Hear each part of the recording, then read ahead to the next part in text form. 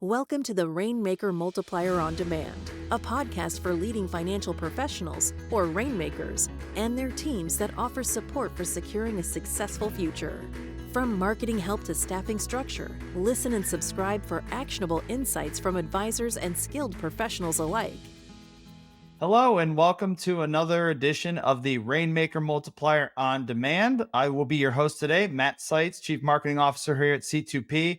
We've actually flipped the script a little today with our guest, Dave Alison, founding partner and president at C2P, and founder and CEO at Alison Wealth Management. We have a fun topic here today, one that we've gotten a lot of requests for. And so thank you all for providing that feedback of topic ideas for our podcast. And the interesting twist today is we're doing a podcast on podcasting.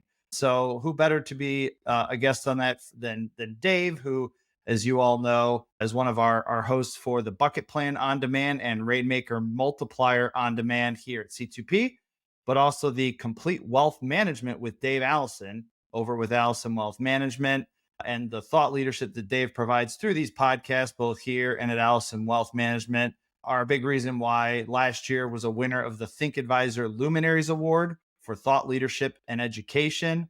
Also an Investment News 40 Under 40 winner last year. Again, Dave doing so much to earn recognition with both of those, but a lot of that you are taking back and providing to our audience through these podcasts. And that's why we came up with today's podcast on podcasting idea. So thanks for joining us.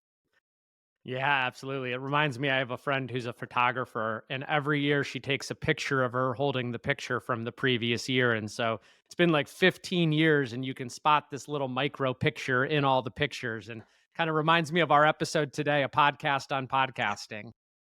Yeah, and it's funny, a couple other people that I know that I've listened to for tips on podcasting, one of the main things that I always hear is I never go back and listen to my first one. I think if you're not embarrassed by your first one, then you waited too long to start. And so, the reality of it is it's about progress. And I think hopefully what my goal here is I can kind of share some of the learning experiences that we've had at Alison Wealth along the way. And of course, I mean, I can't even think of how many episodes that we've launched at C2P on the Bucket Plan Right. on Demand and the Rainmaker Multiplier on Demand. And so I know it's kind of a hot topic. I talked about it a little bit at our retreat in Orlando.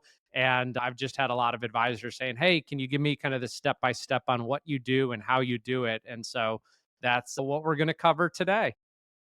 Yeah, and so let's start there. For those listening, I'm sure a lot interested, either they're thinking about getting into doing podcasting or they're getting started and looking for those tips from you. So what prompted you to get started with a podcast at Alison Wealth?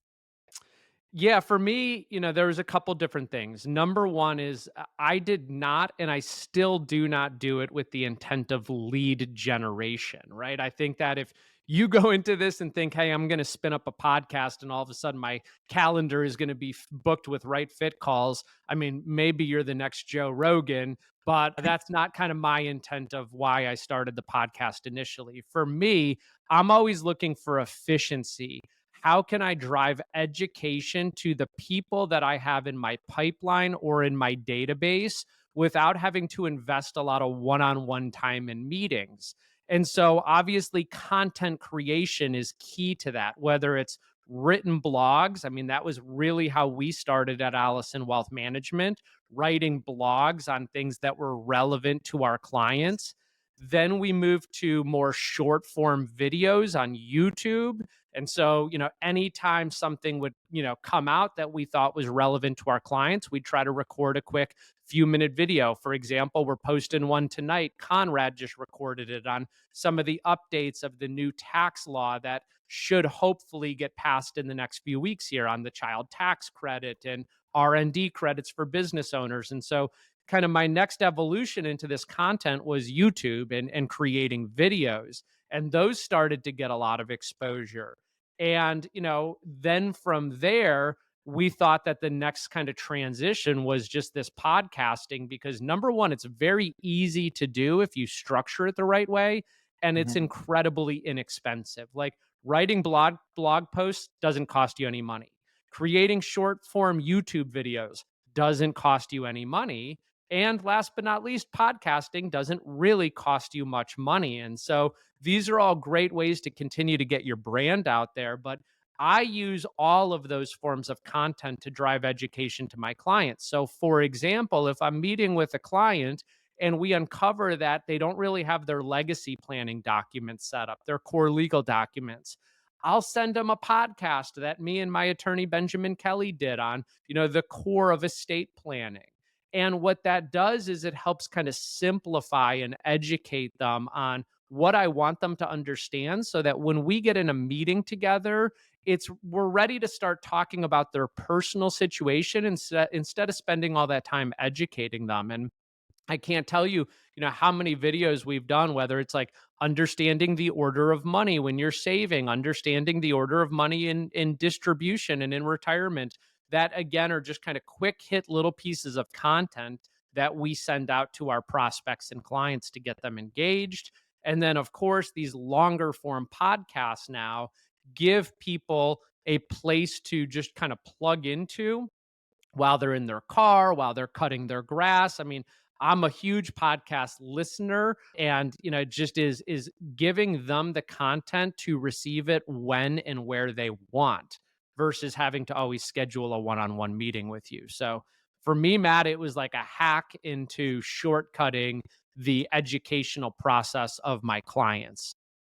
Right. And what I like that you mentioned there is you didn't jump into this to promote yourself.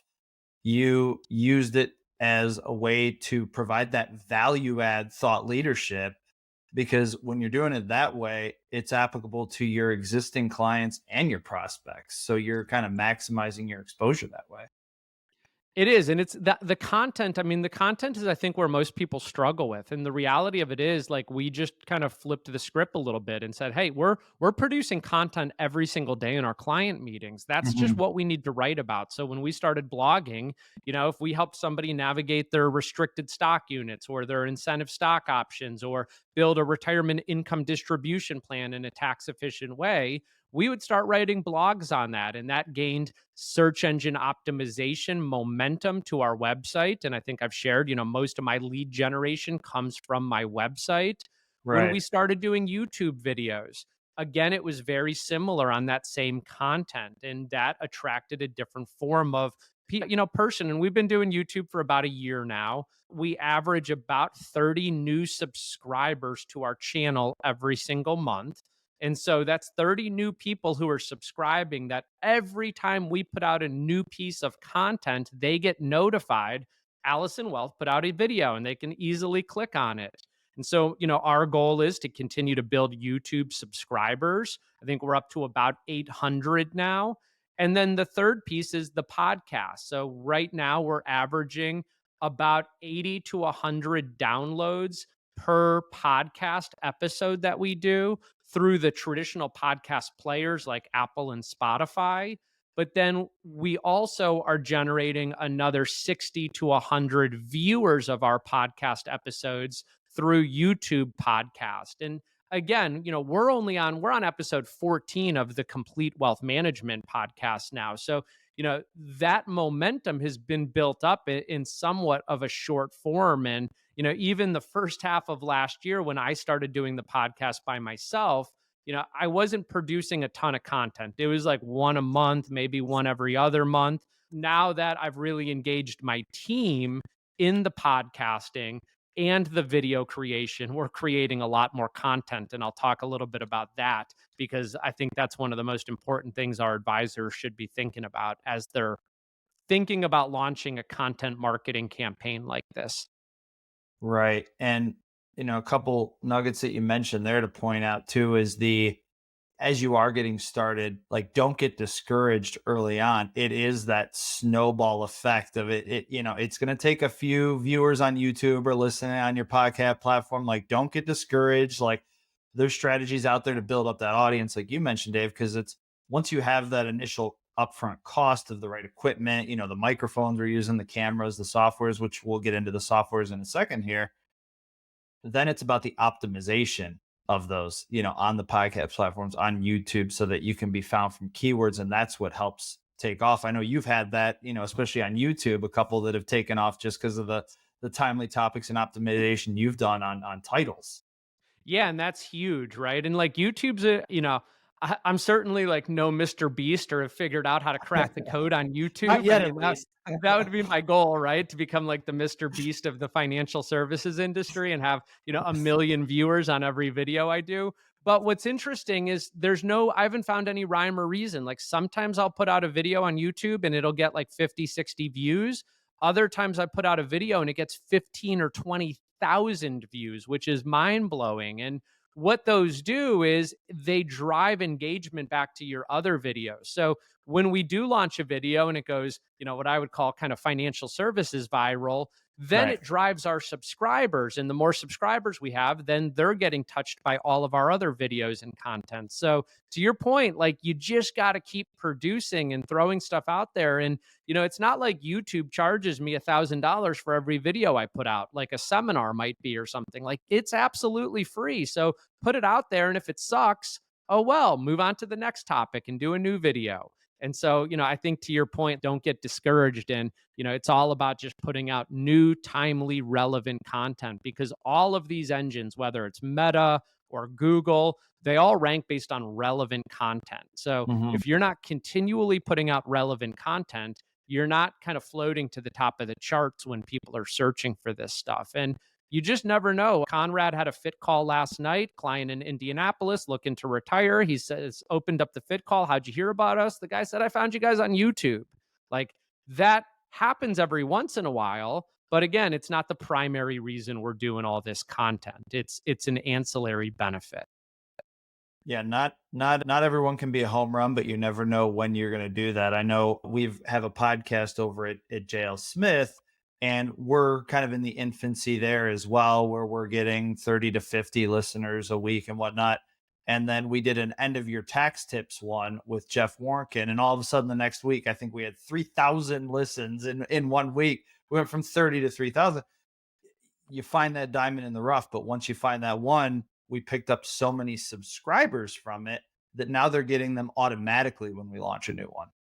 Absolutely. That's huge. And that's just a great example. You never know what's going to hit. So you always need to be trying and testing different content to different demographics. And we'll talk about some of that structure here in the show today, but you just got to get started. That's the key. You got to get started. So, Yeah. Matt, you want to kind of go through like some of the steps of kind of getting a podcast started and I can kind of walk through like software, hardware, and what to think about when somebody's getting this off the ground and launched.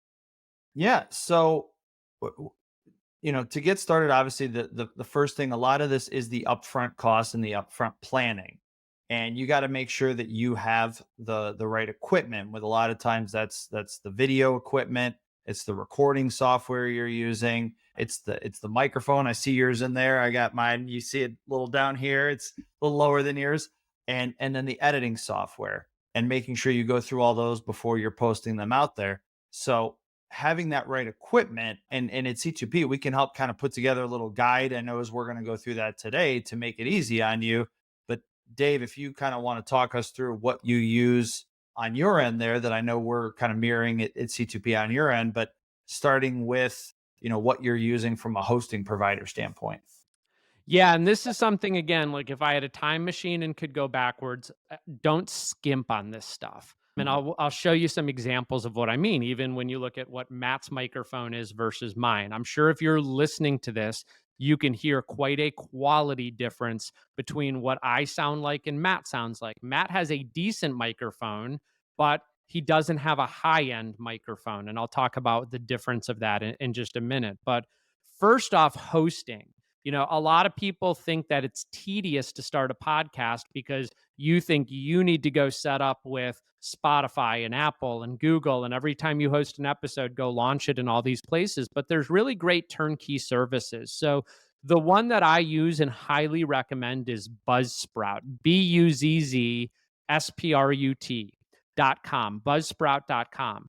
And they make it very simple. You set up an account. It basically walks you through how to establish essentially your podcast and your station. And then it gives you step by step instructions of how to set up a podcast account at Spotify, and at Apple and at Google and like 30 other stations. And so what we did is we just walked through that step-by-step guide of setting up at every major station out there, because I want my clients or audience to be able to hear me wherever they listen to podcasts. Like, I listen to a lot of my podcasts on Spotify. I also sit around and watch YouTube and listen to my podcasts, or watch my podcasts on YouTube. I watch way more podcasts than I do TV these days. And so again, like, there's different kind of mediums. Now, a company like Buzzsprout will take care of everything except YouTube.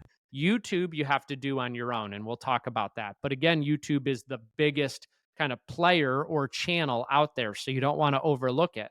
But essentially what you do is sign up for Buzzsprout. I think we pay $19 a month. So when I talk about this stuff being cheap, like, this stuff is cheap. And so $19 a month gets us access to that service. What we do is record our episode. We do a little bit of video editing, which I'll talk about, and then we upload that video to Buzzsprout. From there, Buzzsprout has some AI tools that they can help you create a title, and they can help you write a show description. I look at those AI tools, but we almost always edit them because I think they sound a little bit cheesy. I think they, a lot of this AI out there is not very refined yet. They go a little bit over the top. And so a lot of times I'll know what I want to name my episode, and I try to name it something very specific that's going to engage the audience. Like, when I did my tax one at the end of the year, it was, 21 end of year tax planning tips and strategies, like something simple like that. Or one of the last episodes I did, I actually interviewed a client of ours at Alison Wealth Management. Again, now with the new SEC marketing rule, a lot more of that stuff is kind of open game.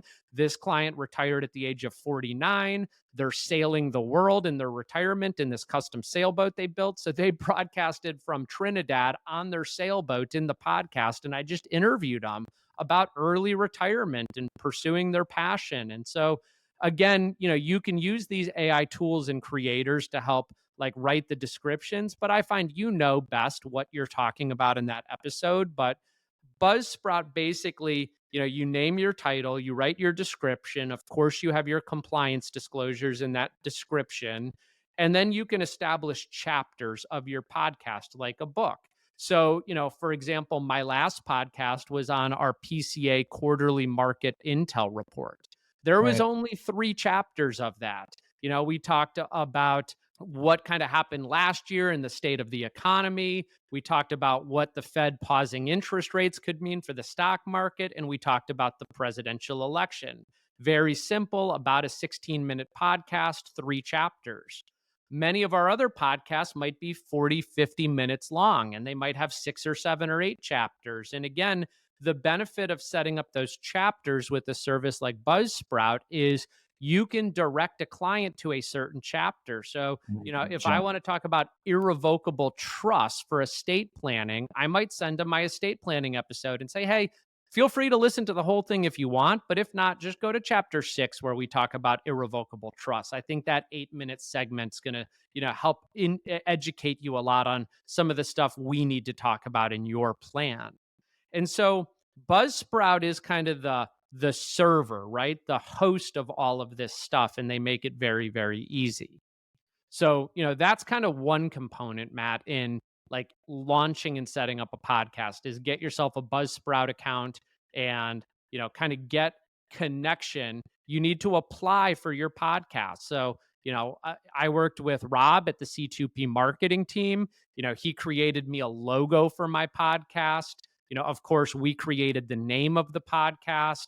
We created a description for the overall podcast.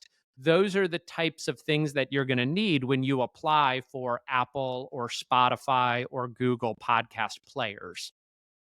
Yeah. And if you're listening to this or going through this process on your own, hopefully this podcast is helping you do that. We'll provide some additional resources to walk you through that. But if need be, reach out to our marketing team. We're here. We want to help you get you that direction you want to go. Yeah. Dave, I think that the next step then is, what are you using to record these like we're on today? Yeah. So when we started our podcasting, we were using Zoom. So if you go back to like the Mhm. Complete Wealth Management podcast and look at like the first 13 or 14 episodes, all we would do is launch a Zoom room, hit record, and off to the races in recording it. No different than a client meeting. But the challenge that I saw with Zoom is, if you're just doing audio, it's fine. But when you want to incorporate video, like if you're watching this podcast on YouTube, you can see Matt and I right now. The problem with Zoom is it doesn't locally record the video on each participant's computer. It basically buffers in the servers at Zoom, and you can see a big difference of like the videos are very pixelated and don't look Mhm. incredibly high quality, particularly if you're going to edit them. So we use a software called Riverside. Riverside is what Matt and I are recording in right now. Basically, they create a studio for you where I'm the host, Matt is a guest, and we could even have a producer in here. Now, nobody can see or hear the producer in the recording, but they can talk to us. And so, if you have somebody on your team that's orchestrating all this for you, they could be in there and they might stop me real quick right now and say, "Hey, Dave, you're talking too long on this. Maybe, wrap this section up." And I can just quickly pause and then re engage again. And then in video editing, they don't need to cut the producer out. They just need to cut the blank space of audio out that you can't hear anything. So it does stuff like that. That's kind of, more of an advanced, like when you start getting into editing and more of a production around your podcast, which quite honestly, we don't even really do right now. What we do is we get into Riverside like this. I'll be in here as the host. Typically, I have David Roth and Conrad both in, and they're always guests that are participating here together. And, we just hit record. It's going to record everything. We could even share our screen if we want to, or have some, maybe charts or visuals to share in the podcast. And then when it's done, it basically uploads everybody's video file to this software, and then it transcripts out the entire podcast episode. So if I said something stupid and I want to go cut it out, like I don't even have a video editing background, and I can just highlight the section of the video and delete it out, and it does all of that. So, maybe that's not your cup of tea. Maybe, you're not going to get in there and do that, but, you might have a team member that's capable of that. And again, it eliminates the need for like having a video editor. So, that's something that we use, in terms of just creating efficiency and high quality recordings of our podcast. Yeah, and I'm glad you mentioned that too, because I know people that have been on with me on the Rainmaker multiplier side as guests, and I know you've done a lot of these too, that they think I've got to get it perfect. I've got to go all the way through. Like it's okay to go back and edit, like you said, if you have that wherewithal and know how to do that. Otherwise, if you have someone on your team or someone that you outsource to be able to do that, but something like Riverside or the script like we've used at C2P, where you can go back and highlight a section. So kind of a best practices if you know when that is, maybe you have a word or a person's name, like Davey mentioned, the producer or man behind the curtain that could be there to mention their name and they know to go to this time and cut out that segment. Well, and what I do is a little hack is if we do something that we screw up on, I'll just say, "Hey, everyone, pause." We count to 5, and then we redo it again, right? And what that allows us to do is know where a dead space is in the audio for 5 seconds. And then a video editor can quickly go in there and say, "All right, I see where they paused. I see where they picked back up." And like a lot of times, Matt, as you know, Rob does a lot of my video editing. So Right. after we download it, I'll send it to him and be like, "Hey, Rob, like at minute, 3 minutes and 45 seconds, I messed something up. We paused. Can you cut it out and then restart it at 4 minutes and 6 seconds?" And he can just quickly go and snip that piece out. And honestly, it's like you would never even know. It's just seamless right in. And so as you're recording these, like if I were to ask Conrad a question in our recording and I don't like how he responded, or maybe we could do it in a little bit better way or make it shorter, I'll just say, "Hey, let's retake that." We all count to 5, boom, we're right back at it. And so don't think you need to be perfect even in the recording. This is where you might invest a little bit of money. Like, I don't know how to do that professional video editing of that caliber. But again, having somebody, to whether it's the C2P marketing team or, an outsourced resource that you have for video editing that can do that is, really important. Yeah, and you know that after you went through that, our listeners and watchers today are wondering how many times you've said pause throughout this, but we promise we've made it this far. So we're So far, we're good. And you'll find that like there's a bunch of episodes we do where I'm like, we don't need to edit this thing at all. We're good to Yep. go. But there's others that, we all stumble on words occasionally. And some of it is okay. Like, you don't need your podcast perfect. Like, we're all humans. And so, sometimes I poke fun or make fun of myself and I'm like, oh, I can't say that word. I can't speak today. But again, like, I think, the audience is looking to engage with us as humans too. And that's like one of the big things that when I talk about content, we'll get into once we finish up like the setup. But Riverside is kind of a great resource to have like your own studio essentially for you to be able to record and capture your podcast episodes. Yeah, and one last point on that, because it's, not being afraid to have to go all the way through and not make a mistake and whatnot. And you might get more comfortable the more you do it, and it becomes more natural.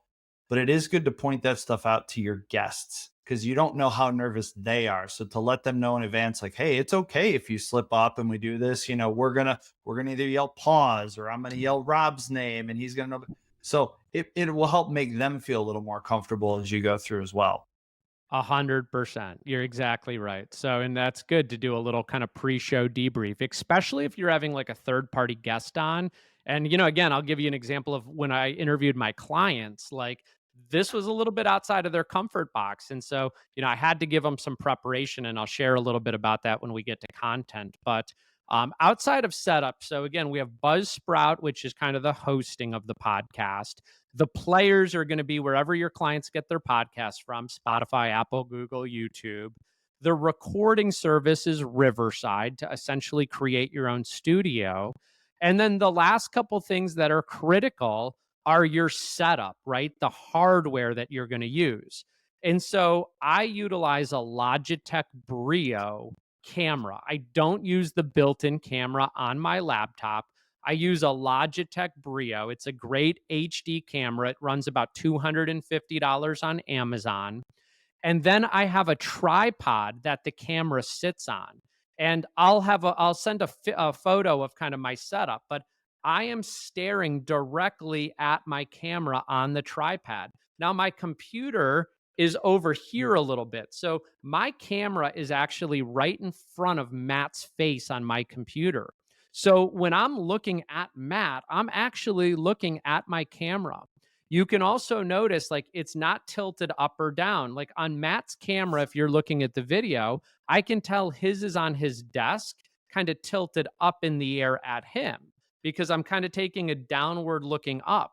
Versus if it's level at eyesight, you're kind of more directly into that camera. It's a little more intimate, personal. It's not looking up or down on somebody. And so camera angle is really important, especially when you want to produce high quality videos. So we have a tripod. It probably costs $12 on Amazon. We have about a $250 Logitech Brio camera. And then from there, microphones, I believe, are the most important. And this came from David Roth and Greg on my team at Allison Wealth Management. They're both musicians. They both understand audio quality incredibly well. And I used to record my podcasts on, Matt, can you hold up that microphone that you have? Yeah, it's the Yeti Blue. Yep. So I used to record on that. And quite honestly, my audio quality was not coming through incredibly crisp and clear. And if you look at any major podcaster out there, from Joe Rogan all the way down, they're all using this same Shure S7 microphone out there. Now, this mic costs, it's called an MV7, Shure MV7. This microphone costs about $400 to buy, and it's absolutely worth it. I have one, because David and Conrad are on the episodes also, I want them to have one. And so all of our audio quality comes through clear, and we can set it to be, equalized, because the last thing, and you guys have probably seen a video where two people are talking, and who knows, it might even be in this video where maybe my audio is a lot louder than Matt's audio, and you need to constantly mess with that. Now, Buzzsprout has something called magical audio or something. It's a feature where they help normalize your audio once you upload the file to them. But again, having a good microphone. And with these microphones, it's very much like a professional musician's microphone. You typically want your mouth close to the microphone. And what we have is a little arm. So, like, if I move my computer over, you can see kind of my setup here. I just have this microphone arm that comes up, and that holds the microphone right in front of my mouth. And I can be hands free. I talk with my hands a lot. And so it keeps that microphone right there to deliver really crisp, clear audio. So that, probably runs you 400, 450 bucks, but it's absolutely worth it if you're going to start doing podcasts or professional videos. Now, I like to do my podcast standing up. I have more energy when I'm standing up, and that's why I have this arm that holds it up to me. But a lot of times I use this same microphone for all my virtual meetings, and I have a little mini tripod that it sits on. So if I'm sitting at my desk, it's right in front of me also. And sometimes when I do my YouTube content, I just do it sitting down, not standing up. So good camera, good microphone. And then last but not least, the camera doesn't matter how good it is if you don't have proper lighting. And so I'm in my office here. You can see, we designed this office specifically to look good in virtual meetings. So I had the contractors come and do all white shiplap behind us, keeps the background very clean and light. We put a nice painting up behind us. We don't have a ton of clutter. I don't have a big screen behind me that takes people's attention away from the content that I'm producing. And then a couple things in terms of lighting. Because I have this big window here, we have one of these big box lights. This thing runs about 25 bucks on Amazon. And I put that in one corner where there typically tends to be a darker shadow behind me. So like if I got rid of this light, you can see, there's more of a darker shadow here. If I position it back, it helps kind of bring more light to my face. And then I also have a more accent light on my computer. And then last but not least, a light in the background. So the lights in the background are really important because they drive an additional focal point. So if I was kind of standing over here, again, you can see how kind of crisp and clear a lot of that looks. And those are all just kind of little hacks in terms of designing your space to be accommodative to, the lighting and the video. Like, I can't tell you. And again, I go back to my early podcasts and I'm like, geez, that video quality is horrible. And it's my lighting, it's the room setup, it's just kind of how I'm positioning. And so I'd say these are really easy things to test. When Conrad joined the team and he was going to start being in all the podcasts, we spent about 30, 40 minutes just testing in a meeting like this. And I'd say, move your camera this way, go put another light over here, move this stuff out of your background. And, that's all stuff that you need to do to just make this look professional. Yeah, and I'm glad you mentioned that, Dave, of like testing, but finding someone to test with, so you're not just looking at yourself. It's hard to kind of judge what it looks like on the other end. For many of you watching or listening, we may have done that, myself and you, doing that for webinars, because we talk about the same thing when you're presenting webinars. Do you have the good background behind you, the right lighting, the right sound, and all that? So it works the same. And I guess to Dave's point, I'd argue it might even be more important with a podcast, because that's how they're consuming that solely, where you may not have the visuals. Yeah, you're exactly right. And the other thing I see all the time is a mistake is, advisors have their camera position where they're a small corner. Like, I see so many times the camera's far away. And so when you're on your Zoom screen, like, your face is just down here. Again, like, they don't need to see 90% of wasted space, right? This is how close you want to be, where my head is towards the top of my frame, similar to Matt. His head is towards the top of his frame. So those are all just little things to think about in terms of the overall setup of your podcast. Those are all great tips for the setup, where to get started. Hopefully you can go through that and break down. I think the last piece, Dave, and I know it's a little more advanced, but it is an important piece when you are looking to go viral, is making it easy to share this stuff on social. And so I know one of the tools that we use at C2P is Opus. I believe you use the same, if not something similar. Can you tell everybody kind of how that works and what the importance of a tool like Opus is? Yeah. So of course, like you're gonna have like every time we upload an episode to Buzzsprout, it's gonna automatically upload to all the big podcast players. And then a notification is going to come out. So if I subscribe to the Complete Wealth Management podcast or the Bucket Plan on Demand on Spotify, anytime a new episode is released, I get a notification on my iPhone. We also have a podcast station that basically we send out or put in like all of our newsletters or our emails, that it's just a web link and it's got every major podcast player with a direct link the client can click on to our podcast kind of channel on Spotify or Apple. And again, all that's turnkey through Buzzsprout. But the other thing that we like to do is create little snidbits out of the podcast episode. So about 6 or 8 months ago, I found a technology called Opus. It's one of those kind of newer AI technologies where you upload your video to it and it will crop out generally 60 to 90 to 120-second video clip. So 1, 2, 3 minute, very short form videos that are great for YouTube shorts or Facebook reels. And so what it'll do is it'll crop them out.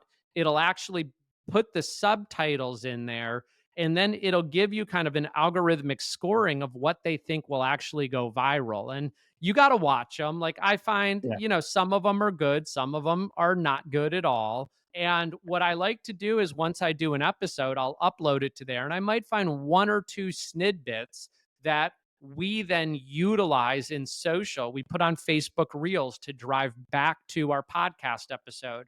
We put on YouTube Shorts to drive back to our podcast episode. And, again, that stuff does not take much time, but it's ways that maybe somebody will go on and they'll watch our 60-second, snidbit of me and Conrad or David talking about incentive stock options. And they'll be like, well, I have incentive stock options. Maybe I should go watch this whole episode. And it helps drive traffic back and forth. So OPUS, it's just a really good, easy tool to be able to use. Yeah, and like Dave said, it makes it easy on you, and it pulls those. If you want to, you can move that around so you can select the segments. But the other nice thing is it grades them for you. Now nothing's foolproof, but it'll kind of tell you, we think these snippets are going to perform better than the others. But ultimately, yeah, you do need to go back and look at them before you go through. The other thing that I like is kind of adds the captions in there, because for a lot of those video shorts, people are listening to those without sound sometimes. So having that on there is a big help. Yeah, definitely. So, all right, Dave, we've covered how and why you started, what our advisors need to get started in terms of hardware and software. But probably one of the biggest questions I know I get, and probably you do too, is where do you come up with the content ideas? Like, and I think you kind of hit on earlier, is there's probably more around you than you even realize. But could you kind of go through where you and your team come up with these content ideas and how you organize them in terms of topics? Yeah, exactly. So here's what I would say. When I first started the podcast, it was Dave Allison, and my goal and what I was doing was trying to interview other people, right? And that was okay, but it was very challenging because I didn't have any control over the other people.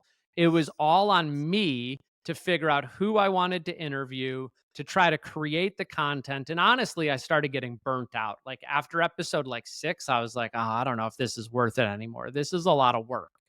And then kind of it hit me that like it doesn't need to and shouldn't be all on me. And I don't always need to go out and find a Benjamin Kelly or an Ed Slott or a Harley Gordon to interview.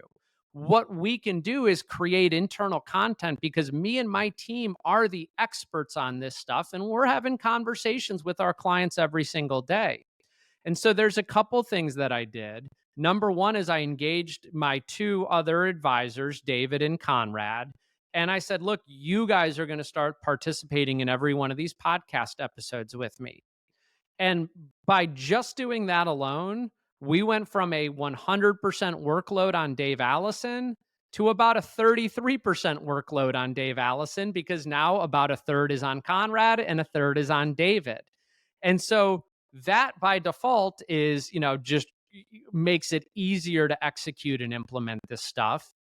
And then what we did was we used Microsoft Teams as our intra office chat. And so we created a channel called the Complete Wealth Management on Teams, where we all collaborate. So if one of us has a client meeting and we're explaining something that we think would be a good podcast episode, we'll just go ahead and type it into Teams and say, hey, we should do a podcast episode on 21 tax planning moves before the year end. Okay. Then what we'll typically do is I kind of am the gatekeeper, right? I'm more of the host of the podcast. So I determine what we're going to record. Every other Friday, we have 1 hour blocked on all of our calendars towards the end of the day where we record a podcast episode. So we know automatically we're just going to be recording every other Friday. We're going to record something. I don't know what it is necessarily. Right. And typically, a few days before that podcast episode, we'll narrow down a topic. And then this was a great innovation from David Roth. He takes that topic and he'll go to Chat GPT, through OpenAI, and he'll prompt it to actually create an outline or a script. And so what we'll do is we'll prompt it and type a bunch of detail in. We're a holistic wealth management firm focused on delivering financial planning, asset management, tax management, protection planning, and legacy planning to our clients.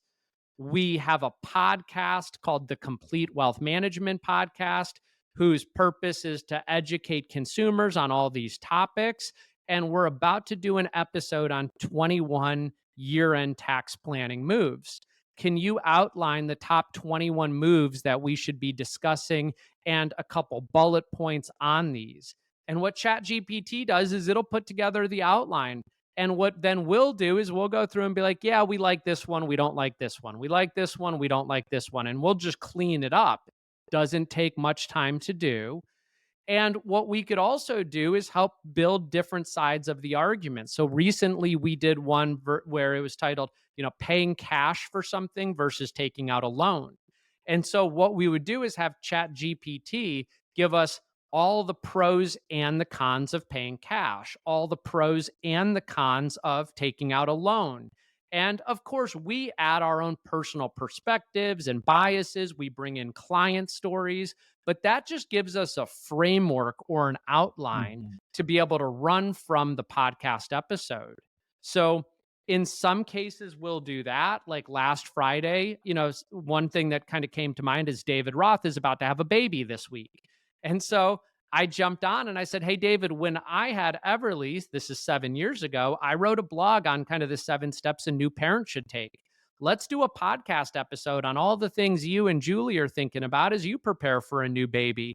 Let's just not focus a new baby, though. Let's talk about like how to fund college. Let's talk about how to put your child on payroll if you own a business. Let's talk about how to do annual gifting to your children and utilize trusts if you have such a high net worth that, estate tax is an issue. And there was no outline. I just jump on with Conrad and David and we start talking. And if it's good, we keep it. If it sucks, oh well, maybe there's components of it we can snip out. But most of the time you'll find it's good, it's valuable content.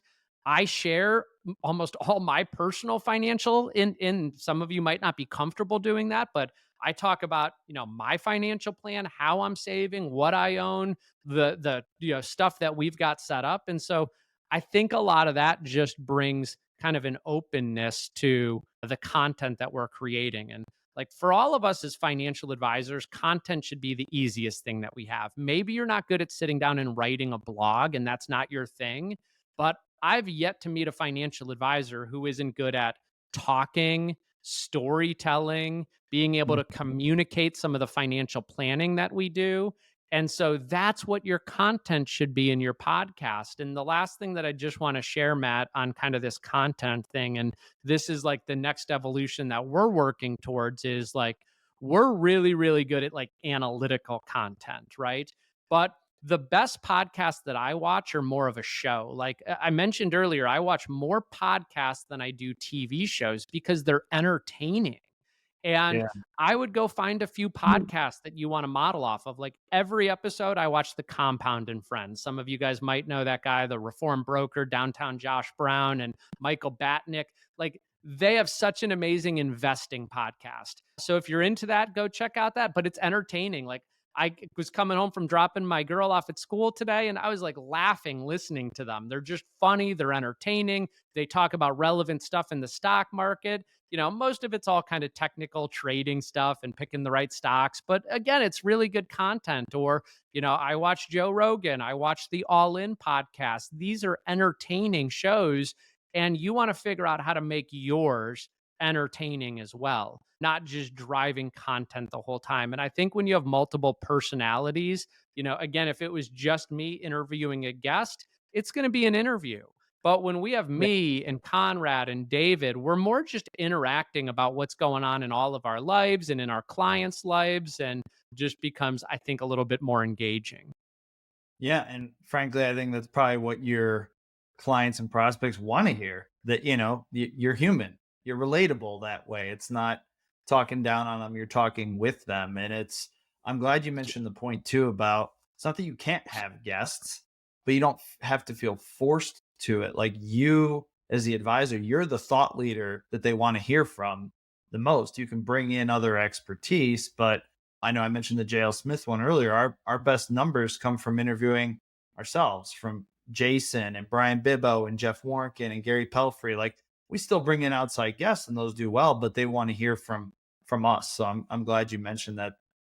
And I think it's another way your clients, like, I know this has happened, and I'm actually always like blown away when like I'll have a client be like, "Hey, I was listening to your podcast the other day. Like this was awesome." Or like they rally behind you. I kind of I very openly share things going on in my life on our podcast and things I'm doing financially. Like as an example, when I talked about the decision to take out a loan versus pay cash, I gave a true story of what I'm personally going through right now and building an addition on our house, and paying cash versus financing, and kind of the why behind we're even building this addition. And so like when you open up like that, you just get really good feedback from your clients back. And so that's just been another kind of great way where, there's only so many times a year I can sit down with them to build connections.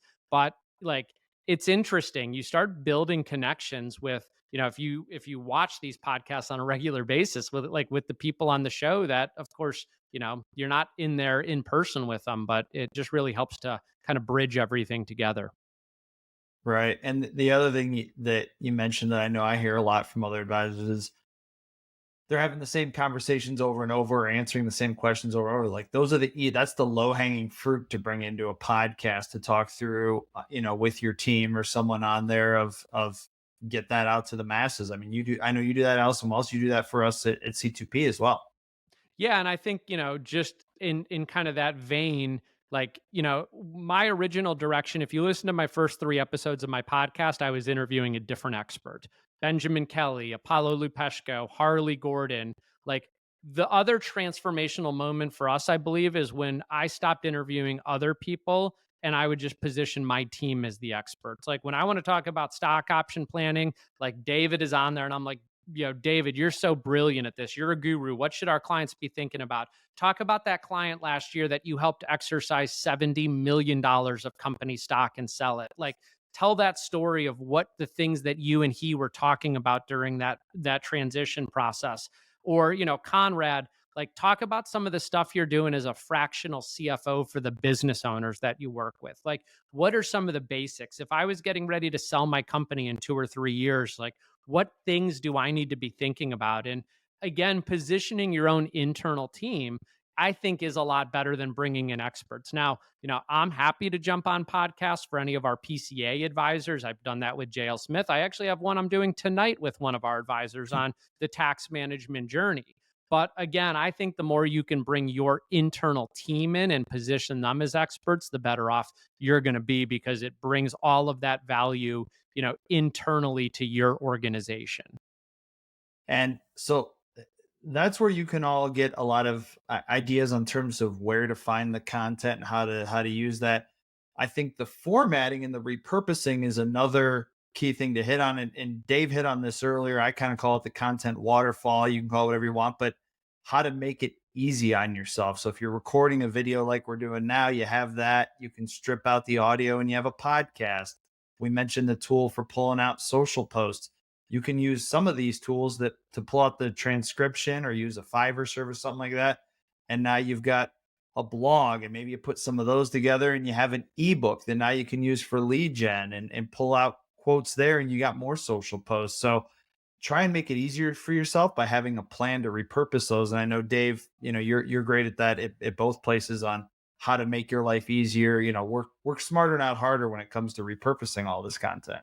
Well, and here's the thing. If you're not good at any of this stuff, all you need is a good R&D department. R&D is rip off and duplicate, and follow what I'm doing if you want, and repurpose it. I remember, and when we were in Orlando at the retreat, Jason Smith stood up and he was like, "Look, it's easy. All I do is subscribe to Dave's podcast."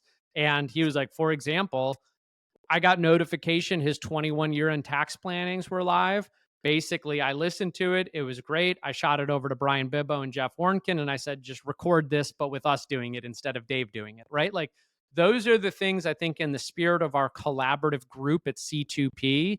If you're not an expert at creating content, go listen to other podcasts to Mhm. get ideas. Again, I have my advisor team, Conrad and David, listening to podcasts all the time for developing their own education. There's a couple really great industry ones that I learn a ton from, especially with advanced high net worth planning. Like, those are the places to crowdsource ideas and then just duplicate it. So content should not be an issue at all. And honestly, cost should not be a barrier to start these podcasts. It's just committing and blocking the time to be able to do it.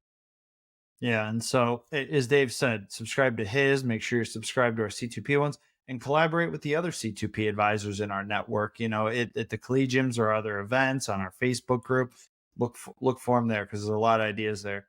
And the nugget that now we know, Dave, you need to charge Jason a licensing fee for some of this content. Well, um, I think JL Smith is doing enough business with right, C2P. I'm happy. Take off, rip off and duplicate all you want. So we right. all get better together. We've earned the rights. Yeah. So this is, I guess, all been very helpful, Dave. We've got a lot here to unpack for our advisors listen. I guess as we kind of land the plane, any additional tips or final thoughts that you want to leave with our audience today? No, like I said, just get out and do it. I mean, content is king, relevant content is king. This will help you grow your business in a very cost effective way. It's going to position you as an expert. And so just get out there and start doing it. Record videos. If they stink, don't upload them. It's not that hard. Like, Conrad, he just sent me one on the new tax bill. He was not comfortable in front of the camera. I said, just record 4 or 5 of them. There's many times where I'll record videos and I'll do 8 or 9 takes of them before I find one that I feel like I actually got right. So again, it's, if you are trying to do a 5 to 7 minute video, block an hour, hour and a half for you to do it. You can do 5, 6, 7 different takes of it until you get one that you like. But I will guarantee you, the more you do, the more comfortable you'll be in front of that camera. And the more comfortable you are in front of the camera, the more your business is going to grow, because consumers are demanding a lot of this short form media and content, whether it's YouTube videos or podcasts to consume information. And I feel like if you're not doing this, you're going to get left in the dust as an advisor. Yeah. And if you need to, like you said, do the practice, record them yourself. But I always say, try and go be a guest on someone else's too. If you're not sure whether you want to do it a full one yourself, go be a guest and experience it somewhere else and see if it's for you. Very good. Well, I think this is going to be helpful for everybody at C2P, Matt. I appreciate it. And your marketing team does an incredible job helping support all this. So, Matt, if they want some more information on resources or how our marketing team can help, who should they reach out to and what should they do? Yeah. yeah, they can reach out to myself. I'll make sure that we get that directed to the right place. I'm Matt Seitz. You can find my information on our website at c2penterprises.com. We'll make sure we get you headed in the right direction. But yeah, hopefully you got a good head start here with this advice from Dave. So Dave, thank you very much for joining us and sharing your expertise today. Sounds good. Thanks, everyone. Thanks for tuning in. This podcast was brought to you by C2P, an organization whose purpose is to educate, train, grow, and support holistic financial advisors so families can achieve true prosperity. Never miss an episode by subscribing now to discover new resources and strategies. Visit C2PEnterprises.com to learn how we can help scale and secure your business. At the time of delivery and any subsequent publishing, information was deemed reliable but is subject to change by the time of listening or viewing. The contents of this piece include the opinions and projections of C2P Enterprises, are subject to change, and are for informational purposes only. The information provided in this presentation is not intended to be individual investment, tax, or legal advice.